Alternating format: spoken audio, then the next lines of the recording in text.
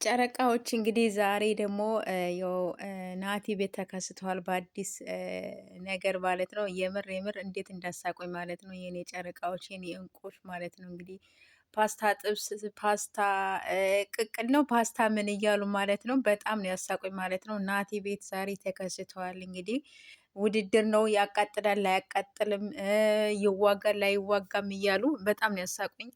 ሚፍታህም አለ በጣም አሉ ልጆቹ ማለት ነው። በጣም ደስ የሚል ነገር ነው። እና እንግዲህ እየጠበሰ ነበረ እንግዲህ ፓስታውን ማለት ነው። ስለዚህ ለምን ታምሰዋለህ እያሉት ነበርን። እኔም ለመጀመሪያ ጊዜ ነው እንደዚህ ሲታመስ ያየሁት። እኔ አይቼ አላውቅም። አረብ ሀገር ራሱ ሲታመስን አይቼም አላውቅም። ዝም ብሎ መቀቀል ነው እንጂ እና እንግዲህ አሁን የመጣ ደግሞ አዲስ ፋሽን የው የምግብ አሰራር ሊሆን ይችላል ብዬ ነው የማስበው ማለት ነው። እና እኔም አይቼ አላውቅም እያሉ እንግዲህ ሀይሚዬ ቡራዬ ማለት ነው። በጣም ነው ያሳቆኝ።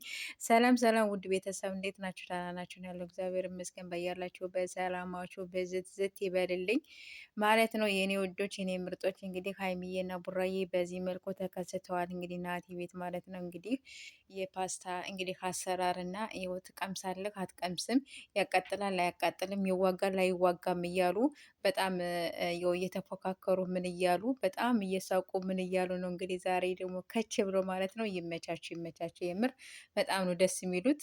የምር ነው የምላችሁ። እና በቃ ሳቃቸው ምናቸው ይለያል። እግዚአብሔር በጣም ደስ ሲሉ ፈገግታቸው ምናቸው ማለት ነው። የምሬን ነው የምላችሁ። በጣም የሚወዱት ሰው ማለት ነው ያስታውቃሉ። የእነሱ ፊዚካላቸው ምናቸው ገና ከፊታቸው የሚነበብ ነው። እና እነሱ ደግሞ ትንሽ ትልቅ የማይሉ በጣም ናቲም ራሱ ምርጥ ሰው ነው።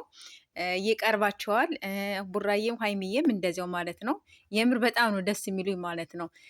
እና ቲክታክ ሰፈር ላይ ነው እንግዲህ ጋይስ ያገኟቸው ማለት ነው። ስለዚህ የት ነው ብላችሁ ልትጠይቁኝ ትችላላችሁ። አሁን ትናንትና ስሰራ የት ነው ያገኘሽው ቡራ ምናምን የምትሉ ሰዎች ቪዲዮውን ስለማታደምጠው ነው እንጂ ተናግራለሁኝ። ቡራ ኢንስታግራም ላይ አግኝቼዋለሁኝ ብዬ ሰርቻለሁኝ። ስላላዳመጣችሁት የት ነው ብላችሁ የምትጠይቁኝ ሰዎችም አላችሁ።